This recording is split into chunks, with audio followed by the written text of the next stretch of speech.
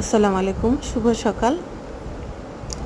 আজকে ক্ষেত থেকে আমাদের এই সবজিগুলো তুলে আনা হয়েছে। এই যে ধুন্দুল, কচুরলতি, শিমগুলো আলহামদুলিল্লাহ অনেক ম্যাচিউর হয়েছে।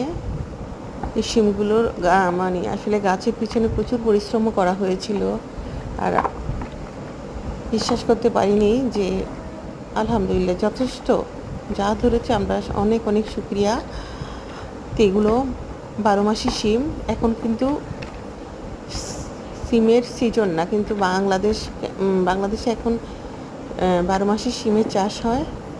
এই যে দেখুন, এই যে খুব ম্যাচিউর হয়েছে, বিচিগুলো অনেক ভরা।